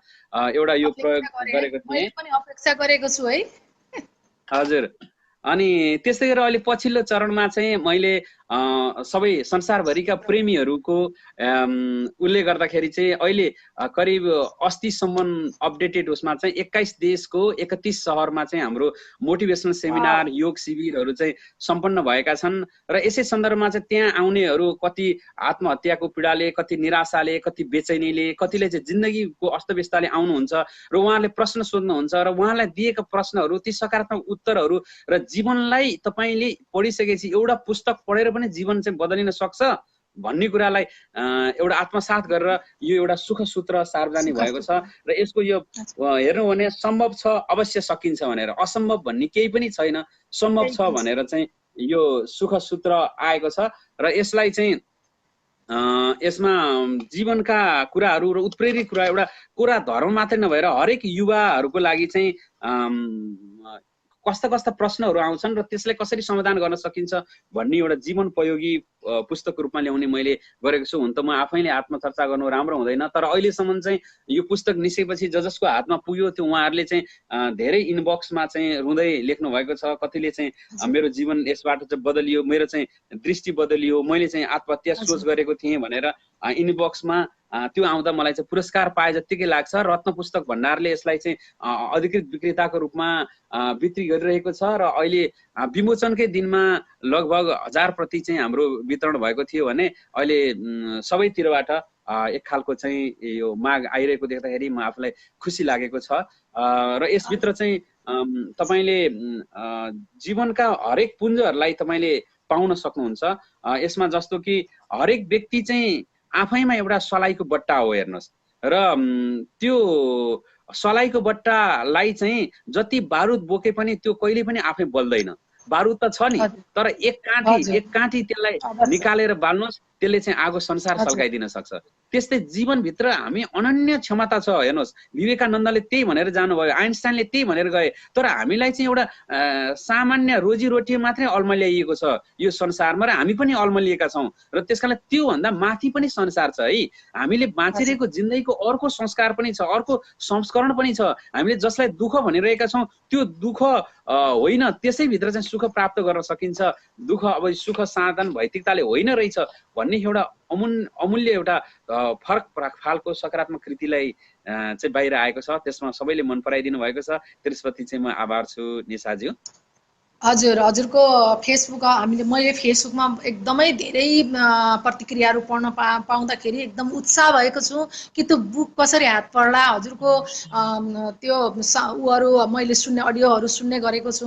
ममा यस्तो खालको एउटा चाहिँ ओहो जीवन भनेको चाहिँ एकदमै महत्त्वपूर्ण रहेछ भन्ने खालको भावनाहरू उत्पन्न भएको छ। र एउटा रिस भन्ने कुरालाई चाहिँ, यो रिस भन्ने कुरा चाहिँ अरूलाई होइन आफैलाई चाहिँ यसले सताउने रहेछ। कहिलेकाहीँ रिस उठेर एकदमै यो मान्छेलाई चाहिँ यसो गर्छु या यो मान्छेको सखापै पार्छु भन्नको लागि मान्छे यदि लाग्छ भने त्यो चाहिँ पहिला आफू सखाप हुनुपर्ने रहेछ। कसैलाई बदनाम गर्छु भन्दा पहिला आफू बदनाम भइदो रहेछ, कसैलाई डराउँछु भन्दा पहिला आफ्नो हात पोलिदो रहेछ भन्ने कुराहरूको अनुभूति गर्ने यो हजुरका धेरै मैले उहरू सुनेर चाहिँ मैले त्यस्तो खालको ममा चाहिँ आएको छ। र मैले मेरो रिसलाई एकदम काबुमा राख्ने प्रयत्न गर्दैछु। त्यही भएको हुनाले हजुरप्रति कृतज्ञ पनि छु। दुशान्त भट्टराई भाइको चाहिँ अर्को एउटा प्रश्न रहेछ, जिज्ञासा रहेछ, खुसी के हो र सुख के हो? यी दुवै सँगै हुन्छन् या बेग्ला बेग्लै हुन्छन्? हजुर, अनि अब तपाईँले चाहिँ के छ भने खुसी र सुख चाहिँ अब सुख भनेको साधनहरूबाट प्राप्त हुन्छ। हेर्नुहोस्, म सुखी छु, तपाईँलाई सुख साधनहरूले चाहिँ तपाईँलाई सुविधा दिन्छन्। र अब अर्को चाहिँ तपाईँ के छ भने अब खुसी के हो त भन्दाखेरि तपाईँले जहाँ जुन परिस्थिति छ त्यो परिस्थितिलाई स्वीकार गर्दै तपाईँले आफैभित्रको जुन उत्साह छ त्यसलाई मर्न नदिकन स्थायित्व राख्न दिनु नै तपाईँको त्यो खुसी हो। र खुसी कुनै साधन चाहिँदैन। सुखको लागि साधन चाहिन सक्छ, तर खुसीको लागि तपाईँलाई साधन चाहिँदैन। त्यस कारणले गर्दाखेरि संसारमा जहाँ गए पनि खुसी तपाईँले जे प्राप्त छ त्यहीलाई चाहिँ स्वीकार गर्नु नै खुसी हो। र अङ्ग्रेजीमा भनिन्छ change the changeable, except the unchangeable. जुन कुरा परिवर्तनीय छैन त्यसलाई स्वीकार गर्न सक्नुहोस्, जुन कुरा परिवर्तन गर्न सक्नु छ त्यसलाई स्वीकार गर्नुहोस्। त्यो नै तपाईँको सुख भयो, त्यस नै तपाईँको खुसी भयो। यी दुई शब्दहरू पर्याय हुन् एकअर्काका, यी शब्दहरू समानार्थीहरू हुन्, र सुख पनि र खुसी पनि। र तर तपाईँको के छ भनेदेखि सुख हुनको लागि तपाईँलाई मान्छेहरूले के ठान्छ भने भौतिक सम्पत्तिहरू अथवा साधनहरू अथवा सेवाहरू सुविधाहरू चाहिँ भयो भने सुख हुन्छ भनिन्छ। तर तपाईँको खुसी भनेको चाहिँ तपाईँ केही नभए पनि तपाईँ पानी खाएर पनि सुखी हुनुहुन्छ। सागर सिस्नु खाएको बेस आनन्दी मनले देवकोटाज्यूले लेख्नुभयो। संसारका मान्छेहरूले तपाईँले चाहिँ के हो धन को सुखी भन्दाखेरि जे प्राप्त छ त्यही हो भनेर चाहिँ चिनाए। तपाईँको रामतीर्थ सम्राटले भन्नुभयो म संसारकै सबैभन्दा ठुलो सम्राट हुँ भन्नुभयो। किन भन्दाखेरि जे प्राप्त छ त्यसैमा चाहिँ म खुसी छु भने सम्राट भएँ भनेर। त्यस कारणले हाम्रो चाहिँ के भयो त भन्दा जस्तो परिस्थिति छ त्यो परिस्थितिमा नै सुखी तपाईँ खुसी हुन सक्नुहुने, आनन्दित हुन सक्नुहुने खुसी भयो भनेदेखि और सुख तपाईँको साधनहरूबाट आउँछ, ताकि यो चाहिँ पर्याय एकअर्काका पर्यायको रूपमा छन्। त्यस कारणले तपाईँलाई चाहिँ हरेक कुरामा चाहिँ खुसी मिल्छ। त्यस कारणले म भन्ने गर्छु चिन्ता गर्नै पर्ने कुनै कारण छैन, चिन्ता गर्नै पर्ने कुनै कारण छैन, नटर्ने कालको कुनै इलाज छैन, नटर्ने कालको कुनै इलाज छैन। कमल झैं हिलोमा फुलेर हेरौँ त, कमल झैं हिलोमा फुलेर हेरौँ त, खुसी नमिल्ने कुनै क्षण हुने छैन, खुसी नमिल्ने कुनै क्षण हुने छैन। कति मिठो। यहाँ अर्को एउटा कमेन्ट लेख्नु भएको रहेछ शिवहरि पुडासैनीज्यूले। अघि नै हुन त हाम्रो गुरु राजन गुरु सरले हाम्रो जिज्ञासालाई मेटाइसक्नु भएको छ। पुनः तपाईँले यो प्रश्न राख्नु भएको छ, म उहाँलाई पढेर सुनाउन चाहन्छु। पशु बलि गर्नु धर्म हो भन्छन् धेरै मानिसहरू। के निर्दोष प्राणीलाई मारेर धर्म हुन्छ र भनेर प्रश्न गर्नुभएको छ उहाँले। अघि पक्कै पनि त्यो धर्म होइन भनिसक्नु भएको छ र पनि उहाँले दुई शब्द भनेर चाहिँ हजुरलाई जिज्ञासा मेटाउनु हुनेछ। हजुर, पक्कै पनि हामीलाई चाहिँ यो अपभ्रंशको रूपमा आएको हो पशु बलि। धारणै इति धर्म र संसारमा परोपकार गर्नु धर्म, अहिंसा परमो धर्म, परोपकार पुण्याय पापाय परपीडनम भनेर चाहिँ हामीले व्यासजीले सारमा लेखिदिनु भएको छ अष्टादश पुराणस्य व्यासस्य वचनद्वयम। र तपाईँ यता हाम्रो पूर्वीय दर्शनको स्क्रिप्चरलाई बिर्सिदिनुहोस् र पाश्चात्यहरूकोमा हेर्नु हो भनेदेखि सिन भनेको के हो त भन्दाखेरि कसैलाई हर्ट गर्नु नै सिन हो भनेर उनीहरूले चाहिँ भन्ने गर्छन्। र त्यस कारणले गर्दाखेरि कुनै पनि हिसाबले हेर्दाखेरि तपाईँ एउटा धार्मिक अथवा जातीय अथवा कुनै पनि हिसाबले गर्दा पशु बलि दिनु एकदम जघन्य अपराध हो। त्यो अपराधको जतिसम्म हाम्रो पुर्खाले गर्यो अथवा जहाँ जहाँ चले त्यसप्रति हामी युवाहरू सजग हुनुपर्छ। त्यो एउटा कालखण्डमा जिब्रोको स्वादको पछाडि अनेक प्रपञ्च र बहाना गरेर भगवानको नाममा गरिएपछि त्यो स्वीकार्य हुन्छ भन्ने बहानाले गरिएको हो। बलिको अर्थ त्याग हो र त्याग भनेको आफै भित्रको विकारलाई त्याग गर्नु। तपाईँ भित्रको विकार, तपाईँको काम, क्रोध, लोभ, मद, मात्सर्य जति पनि छन् त्यसलाई समन गर्नु, दमन गर्नु होइन, समन गर्नु नै तपाईँको बलि हो। र आजै तपाईँले यहाँ गर्नुभयो। कम्तीमा एउटा कुरालाई बलि दिनुहोस्। तपाईँ बलि भनेको बाख्रो होइन, रागो होइन, कुखुरो होइन, बलि भनेको आफै भित्रको विकार हो। त्यसलाई चढाउनु भनेर चाहिँ शास्त्रमा जुन व्यक्त भइरहेको थियो, पछिल्ला चरणहरूमा मानिसहरूले त्यसलाई बङ्ग्याए र त्यसलाई चाहिँ बिगारेर अनि कुनै एउटा बाख्रो, कुनै जनावरलाई चाहिँ हत्या गरेर चाहिँ उसको चाहिँ बलि दिन थालियो। र त्यो एउटा मानव र धर्मको खिलाफ र समग्र एउटा सचेत मानस र मानव सभ्यताको खिलाफमा रहेको छ। एउटा हरेक व्यक्तिलाई, प्राणीलाई यो संसारमा बाँच्ने समान अधिकार छ र त्यो अधिकारको लागि पनि हामी सबैजना लड्नुपर्ने, सबैजना सचेत हुनुपर्ने छ। र उसै पनि हामी संसारमा अहिले हेर्नुहोस् चाहिँ अहिले अस्ट्रेलियामा म बसिरहेको देशमा पनि वर्षको 20,000 मान्छे शाकाहारी बन्छन् र उनीहरूलाई चाहिँ हरेकलाई हामीले वर्षमा 100,000 जनालाई चाहिँ हामीले योग शिविरमा लिएर जाँदाखेरि 500 भन्दा बढी चाहिँ मान्छे त्यही शिविरबाट चिच्याएर आजबाट म शाकाहारी भएँ भन्छन्। हेर्नुहोस्, र त्यस कारणले मान्छेलाई जब चेतनालाई उजागर गरिन्छ नबुझ्ने मान्छे कोही पनि छैन। तसर्थ तपाईँले केही बुझ्नु भएको छ, मैले केही बुझेको छु, सबैले बुझेको बुझाइलाई राखेर हामी अगाडि बढ्न सकिन्छ। हाम्रो नेपाललाई अब हामीले बलि मुक्त बनाउनु परेको छ। संसारमा लाज लाग्छ। बुद्धको देश कहीँ गयो भने विदेशीहरूले भन्छन् oh you are from the Buddha's country. अब बुद्धको देशमा त धेरै बलि हुँदैन होला, शाकाहारी छन् होला मान्छे भनेर। तर नेपाल गएर हेर्दाखेरि 5% मात्रै शाकाहारी छन्। हेर्नुहोस् र कस्तो विडम्बना। त्यसकारणले तपाईँ हामीले अबको सचेत मान्छेले हेर्नुहोस्, जिब्रोको स्वादको पछाडि लागेर हाम्रो महान ब्रह्म मस्तिष्कलाई छोट्याउने होइन, त्यसलाई उजागर गर्ने हो। हेर्नुहोस्, आइन्स्टाइन शाकाहारी थिए, त्यही कारणले पाइथागोरस थिए, जर्ज बर्नार्ड शा थिए। र तपाईँले हेर्नुहोस् संसारका वेस्टर्न पाश्चात्यहरू ऋषिमुनिलाई होइन, तपाईँको वेस्टर्नर्सका चाहिँ पण्डितहरूलाई हेर्नु भने पनि शाकाहारीको महत्त्व बुझ्यो भने तपाईँ हामी युवा भनेको शरीर बचाउन, तपाईँको आफ्नो सबै कुरा बचाउन शाकाहारी हुनु राम्रो हो। त्यसमाथि पनि भगवानको नाममा अथवा देवी देवताको नाममा यसरी चढाइनु भनेको त्यो एउटा सभ्यताले तानिरहेको सभ्यताभित्रको कलुषित एउटा पाटो हो। त्यसलाई तपाईँ हामी जहाँ रहेर पनि यो विकार हो भनेर हामीले त्याग्नुपर्छ। त्यो हुँदै होइन। न जात हाम्रो धर्म हो, न बलि प्रथा हो, न विभेद हो, मात्र समानता हो। र हामीले यसरी लिएर हिँड्नु। हजुर हजुर, हजुरको पनि समयलाई हामीले धेरै समय भइसकेको छ। हजुरको काममा जाने बेला पनि भएछ, मध्यनजर त्यसलाई पनि गरिरहेको छौँ।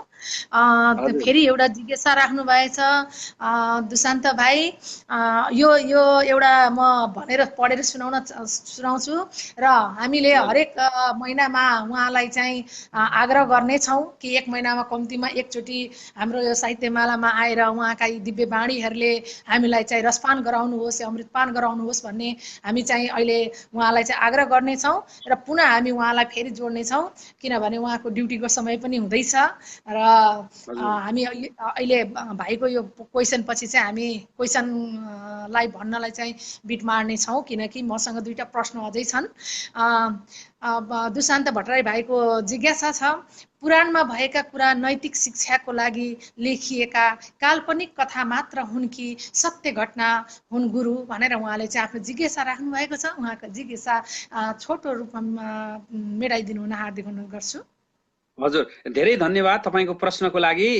र यो छोटो समयमा म कति छोटै मात्रै छुन सक्छु होला, सन्दर्भ रहेमा हामी पनि फेरि गर्नेछौँ। र सबैभन्दा पहिला कुरा त हामीले के बुझ्नु पर्यो भनेदेखि वेद एउटा मूल हामीले अघि नै विश्लेषण गरिसकियो र एउटा विशेष मानवीय सत्ता मस्तिष्कलाई उठान गर्ने एउटा विशेष ज्ञानहरूको सङ्ग्रह हो वेद हो भने, र त्यसैलाई एउटा प्रतीकात्मक रूपमा, लाक्षणिक रूपमा, काव्यात्मक रूपमा प्रस्ट्याउनको लागि लेखिएका विषयहरू पुराण हुन्। र पुराणमा धेरै कथाहरू छन् र ती कथाहरू मानवलाई प्रेरित गर्ने खालका छन्। अब कतिपय कुराहरू तपाईँले सत्य हुन् कि होइनन् भन्ने कुरा आउँछ, तर जिन्दगीमा हेर्नु संसारमा कसैले कसैलाई, जस्तो रामको कुरा गर्नुहोस्, श्रीरामजी चाहिँ वनवास जानुभयो र वनवास जाँदाखेरि पनि उहाँले जसलाई भेट्नुभयो उहाँलाई चाहिँ प्रेम भावले लिनुभयो र प्रेमले सत्कार गर्नुभयो, कसैलाई विभेद गर्नु भएन भनिएको छ। अब यो राम जन्मेको सत्य हो कि होइन अथवा यो हो कि होइन भन्दाखेरि पनि त्यो एउटा खोजीको पाटो त अवश्य नै सबैलाई जिज्ञासा आउँछ। तर त्योभन्दा ठुलो कुरो त्यो कथाले हाम्रो जीवनमा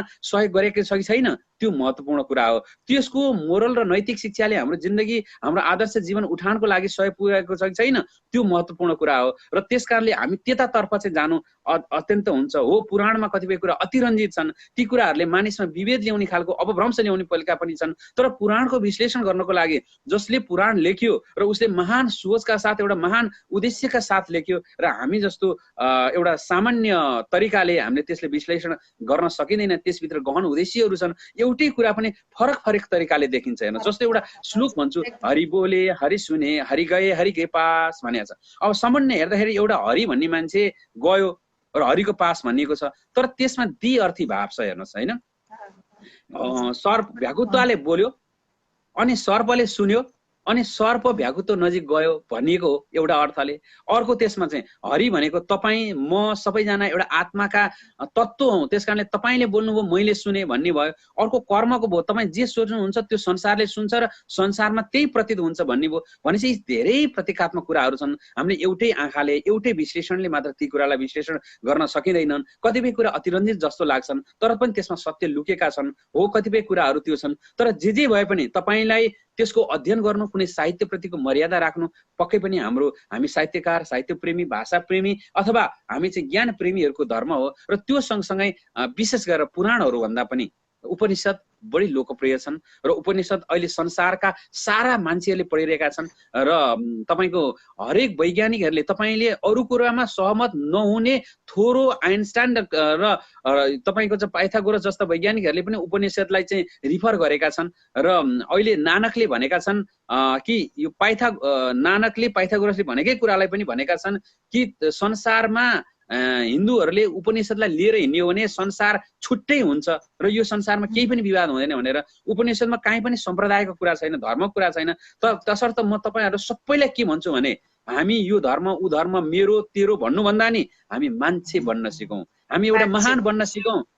धर्मले हामीलाई बिगार्छ, त्यस कारणले म मान्छे बनेरै बाँच्न चाहन्छु, मान्छेको जात मान्छे नै हो भन्न चाहन्छु र हामी सबैजना मान्छे बन्न प्रयास गरौँ। हामीलाई हिन्दू बन्नु छैन, बौद्ध बन्नु छैन, मुस्लिम बन्नु छैन, क्रिस्चियन बन्नु छैन, कुनै भूगोलको बन्नु छैन, मात्र मान्छे बनौँ। मान्छेको रूप रङ्ग हुँदैन, पानी शुद्ध हुन्छ, निर्मल हुन्छ, पानी नै हुन्छ। त्यस कारणले पानीले प्यास मेटाउन सक्छ दुनियाँको। र त्यस कारणले हामी त्यो भन्दै जानौँ। संसारमा हामीले मुख्य कुरा पद्धति भन्दा पनि पात्र महत्त्वपूर्ण कुरा हो। पात्रलाई चिनौँ, आँखा खोलौँ, आजैबाट दिव्यताको ढोका उगारौँ, हामी अगाडि बढ्न सक्छौँ। प्रभु, समय भयो भने हामी फेरि जोडिनेछौँ। हजुर हजुर, म छोटो रूपमा चाहिँ आश्रम भन्नाले के बुझिन्छ र आश्रमको महत्त्व अहिले पनि छ कि भन्ने एउटा प्रश्नको एउटा जिज्ञासा राख्न चाहन्छु भने आश्रम सँगसँगै जोडेर एउटा जात के हो, अलि थोरै छोटो रूपमा जिज्ञासा राख्न चाहन्छु। जात भन्नुभयो कि एउटा त आश्रम भन्नुभयो, अर्को जात भन्नुभयो? हजुर, जात के हो र अर्को चाहिँ आश्रम के हो र आश्रमको महत्त्व अहिले पनि छ कि? हजुर एकदमै पक्कै पनि जबसम्म चाहिँ आश्रम भनिन्छ आश्रय स्थल जहाँ चाहिँ आश्रय के को आश्रय ज्ञानको आश्रय धर्मको आश्रय परोपकारको आश्रय सत्यको आश्रय नै आश्रम हो जहाँ चाहिँ मान्छे बस्ने मात्रै घर छाना ढुङ्गा माटोको एउटा घर आश्रम होइन जहाँ सत्य धर्म हाम्रो नैतिकता त्यो जहाँ संरक्षण हुन्छ त्यो नै आश्रम हो र आश्रम कहाँ छन् त भन्दाखेरि संसारमा गुरुकुलदेखि नै चल्दै आएको जहाँ चाहिँ धर्म अध्यात्म प्रेमलाई सहृदयता आत्मीयतालाई सँगालेर राखिन्छ जहाँका ऊर्जाहरूले चाहिँ पृथ्वीका अरू कलुषित ऊर्जाहरूलाई पनि नोक्सान गर्न सक्छन् र त्यही नै आश्रम हो र आश्रम गुरुकुल अथवा प्राचीन समयदेखि नै वैदिक कालदेखि नै हामीले सञ्चालन गर्दै आएका छौँ र संसारमा हाम्रा ऋषिमुनिहरूले शिष्यहरूलाई एउटा शिक्षा दिने पुण्य स्थलको रूपमा चाहिँ त्यसलाई संरक्षण गर्दै आउनुभयो त्यो नै आश्रम हो जहाँ चाहिँ सात्विक अभ्यास हुन्छ जहाँ जीवन दर्शन र मानवीय उत्थानका कार्यक्रम हुन्छन् त्यो नै आश्रम हो र अस्ट्रेलियामा म बसिरहेको छु यहाँ पनि तपाईँलाई लाग्न सक्ला यो विदेशीहरूको देशमा नै आश्रम छ भनेर अवश्य छ यहाँ पनि थुप्रै आश्रमहरू छन् यहाँ पनि तपाईँको चाहिँ नित्य साधना हुन्छन् नित्य तपाईँको चाहिँ योग साधना परम तत्त्वको साधना हुने आश्रमहरू छन् र संसारमा यो धरती कहिल्यै पनि बाँझो छैन कि सत्यको बिउको लागि काहीँ न काहीँ सत्य तपाईँको जागृत भइरहन्छ हेर्नुहोस् तपाईँले त्यस कारणले गर्दाखेरि ठाउँ ठाउँमा आश्रमहरू छन् केही महत्त्व केही कमी र आधुनिक शिक्षा र आधुनिक यो पद्धतिले काहीँ अभाव जस्तो देखिए पनि आश्रमहरू अहिले पनि छन् पछि पनि हुन्छन् र सदैव हुनेछन् तपाईँ जहाँ बसिरहनु भएको छ त्यही गृहलाई नै आश्रम बनाउनुहोस् अब घर छैन कोठामा बसेको छु केही छैन त्यही कोठा नै आश्रम हुन्छ आश्रम कसरी हुन्छ जहाँ सात्विक भोजन हुन्छ जहाँ सात्विक विचार प्रवेश गर्छ जहाँ समग्र मानवीयताको चिन्तन हुन्छ जहाँ तपाईँ कलुषित भावनाको अन्त्य गर्दै एउटा सद्विचार भएको सत्पुरुष उत्पादन गर्ने स्थल बन्छ त्यो नै आश्रम हो र संसारमा यस्ता आश्रमहरू धेरै छन् जन्मनुहुन्छ आउनुपर्छ र हामी पनि बोलिरहेको अहिले चाहिँ यो चाहिँ ऊ हो र त्यसकारणले अब अर्को चाहिँ के छ भने जातको कुरा छ जात भनेको के हो भनेर जातीयतालाई मैले फरक फरक तरिकाले यो मेरो प्रश्नमा ईश्वर पुस्तकमा पनि लेखेको छु अब अहिले सन्दर्भ नहोला समय नहोला र त्यस्तै गरेर यो सुख सूत्र पढ्नु हो भने तपाईको जति पनि जातीयताको कुरा छ अहिले आउने यसमा चाहिँ विश्लेषण गरिएको छ र जसले जातीयताको विरोध गरिनु भएको छ उहाँले नै सेयर गर्नु भएको छ र अहिले चाहिँ मैले एउटा यो सन्दर्भ भनिहालौँ यसको मैले जातीयता सम्बन्धी लेखेको लेखलाई फेसबुकमा मात्र राखेको थिएँ अहिले 25,000ले सेयर गर्नुभएछ यो अहिलेसम्म यो जातीयता सम्बन्धी इस्युलाई र त्यसमा चाहिँ मैले के लेखेको छु भनेदेखि जातीयता भनेको यो प्रकृतिले कहिले पनि बनाएको छैन हेर्नुहोस् संसारमा भूगोलले कहिले पनि जात बनाएको छैन मात्र मान्छेले बनाएको हो न पशुले बनाएका छन् न चाहिँ कसैले बनाएका छन् त्यसकारणले हामी सबै जातीयता भन्दा माथि उठ्नु छ आज यो त मध्ययुगको एउटा कलुषित र कालो धब्बा हो त्यसलाई लिएर हामी यो अहिले आधुनिक युगका मान्छेहरूले हिँड्ने नै होइन हरेक मान्छेहरू एक हौं र हरेक मान्छेहरू जन्मको आधारमा कसैले पनि विभेद गर्न पाइँदैन र ऊ चाहिँ एउटा आत्मा हो र जात हो त केवल मान्छे जात हो र एउटा मान्छे एउटा जात हो अनि चरा अर्को जात हो अनि जनावर अर्को जात हो अनि किराहरू अर्को जात हो यी हुन् जात भनेका तर मान्छेमा कोही पनि जात छैन त्यसको रिफरेन्स के हो त शास्त्रीय रिफरेन्स भन्नुहुन्छ भने चातुर्वर्णमय श्रेष्ठम गुणकर्म विभाग छ तपाईँ श्रीमद् भागवत गीता मान्नुहुन्छ त्यही पढ्नुहोस् हेर्नुहोस् तपाईको अर्को अब हिन्दीका ग्रन्थहरू पढ्नुहुन्छ भने जाति पाति नपुछेको हि हरिका भजे तो हरिका होइ तपाईले हेर्नुहोस् कि तपाईको परम तत्त्व साधना गर्नु भने एउटै जात हुन्छ अब महिला पुरुष जात हो कि होइन त्यो त एउटा प्रकृति पुरुष हो भिन्न शरीरमा बसेको भिन्न गुण रूपी एउटा जीवात्मा मात्रै हो त्यसकारणले म भन्ने गर्छु सदैव महिला र पुरुष भनेको त प्रजनन क्रियामा र त्यस्तै र शौचालयमा बाहेक अरू सबै ठाउँमा समान हो र सबै हामी एउटै जीवात्माका अंशहरू हुन् र हामीमा कुनै पनि त्यस्तो छैन र आजैबाट तपाईँ जहाँ हुनुहुन्छ हामी सबै प्रत्येक व्यक्तिले जातलाई अब तिलाञ्जली दिउँ सबैजना त्यो मरेको मध्ययुगमा मरिसकेको त्यो मुर्दाको त्यो कात्रो बोकेर हिँडौँ जातको अर्को हामी विभेद रूपी जुन चाहिँ पर्खालमा उभिएका छौँ ती विभेदहरूले हामीलाई विवाद गरिरहेका छन् र आज नेपाललाई फुटाउनका लागि कहिले जातीयताको विभेदको प्रपञ्च गरिएको छ कहिले भूगोलको विभेद प्रपञ्च गरिएको छ कहिले हामीलाई चाहिँ वाद र प्रतिवादले चाहिँ विभाजन गरिएको छ तर हामी कहिल्यै फुट्नु छैन हामी सबै नेपाली ऋषि मुनिका सन्तानहरू हाम्रो प्रत्येक डिएनएमा चेक गरियो भने ती आदर्श पुरुषहरूका रगत बाँचेको छ त्यसकारणले हामी भित्र सल्बलाएको रगतहरूलाई जागृत गरौँ र हामी चाहिँ वेदभूमि ज्ञानभूमि शान्तिभूमिबाट आएका नेपालीहरू साधना सम्यक जीवन योग तपस्या गरौँ आज तपाईँ इजरायलमा हुनुहुन्छ कोही कतार कोही दुबई कोही अरबमा जहाँ रहे पनि हेर्नुहोस् 1000को नोटलाई धुलोमा फालिदिनुहोस् थुक्नुहोस् कुल्चिनुहोस् तर फेरि धोएर हेर्नुहोस् त उसको मूल्य कहिले घट्दैन। कहिलेकाहीँ धुलो लाग्न सक्यो होला, कहिलेकाहीँ कालो लाग्न सक्यो होला समयले, तर हजार हजार नै हो, त्यस्तै हजार हौँ हामी, त्यस्तै हिरा हौँ, मोती हौँ, अझ त्यसभन्दा माथि पनि हामी त मानवीय चिन्तनका एक पृष्ठपोषक हौँ। त्यस कारणले हामी सबै जिन्दगीलाई बदल्नको लागि केही होइन, एउटा समय भए पुग्छ। त्यस कारणले अथर्व वेदको तपाईले एउटा श्लोक पढ्नु हो भने त्यसैमा व्यक्त छ, कृतम मे दक्षिणे हस्ते जयो मे सभ्य आही। त हेर्नुहोस् त, दाहिने हातमा कर्म गर्नुहोस्, देब्रे हातले विजय पर्खेर बसेको छ। मात्रै मानव हौँ, मानव बन्न सिकौँ, मानव बनाउन सिकौँ। नमस्कार। आज धेरै समय लिएको छु र हजुरलाई यहीँबाट आग्रह गर्न चाहन्छु, हामीले 1 महिना धेरै अब हजुर एकदम व्यस्त होइसिन्छ र हजुरको समयहरू दिनलाई गाह्रो पनि हुन्छ, र पनि हामी 1 महिनामा एकचोटि हजुरको उपस्थितिको आग्रह गर्न चाहन्छौँ, अपेक्षा राख्न चाहन्छौँ।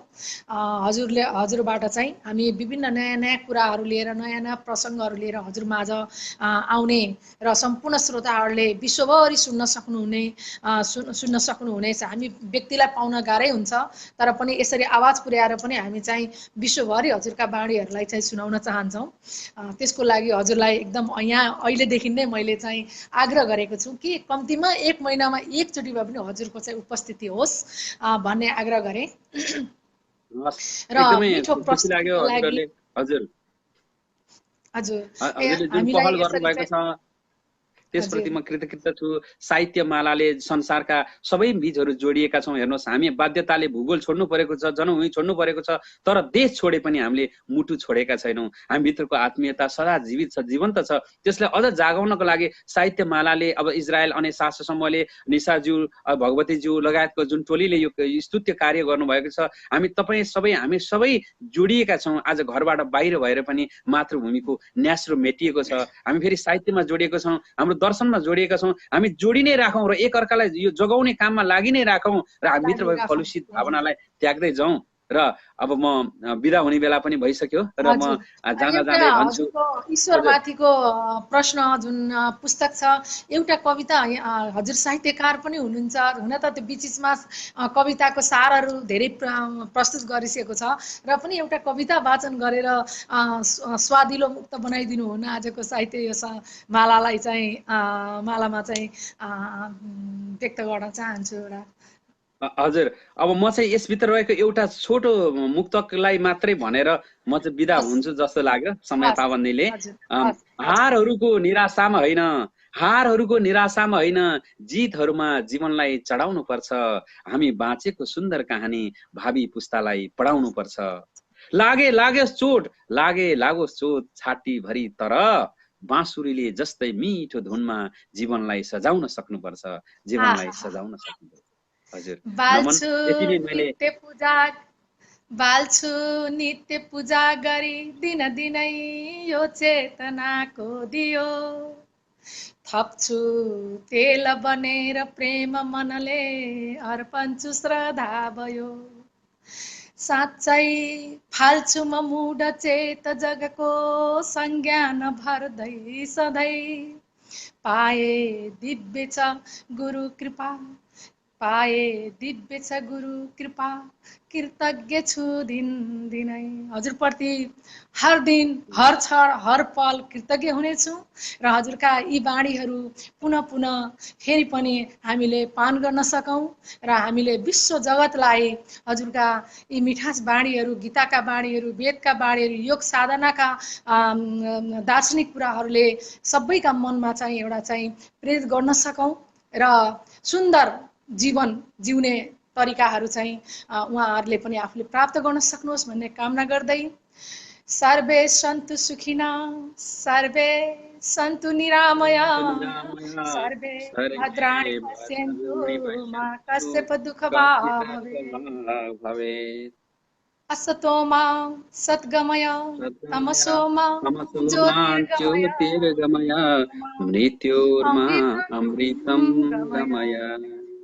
ओम शांति शांति शांति। करचरण कीर्तन वा कायजं कर्मजं वा श्रवणनयनजं वा मानसं वा पराधं विहितम विहितम वा सर्वमेतत्समः जय क्षमस्व जय जय करुणावते श्री करुणाब्दे महादेव शम्भो। महादेव शम्भो। हरि ओम। हार्दिक हरि आभार ओम। प्रकट गरेर बिदा हस् हुन नमन। चाहन्छु। धेरै धेरै धन्यवाद।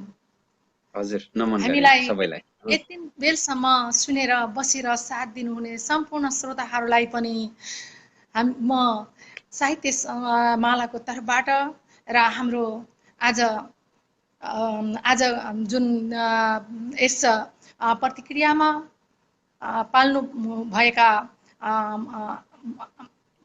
अतिथि जो आसाम के अरे अस्ट्रेलियादेखि हुनुहुन्थ्यो, उहाँहरूको तर्फबाट सबैप्रति आभार व्यक्त गर्दै अहिलेलाई बिदा हुन चाहन्छु। शुभरात्रि। धन्यवाद। नमन हजुर।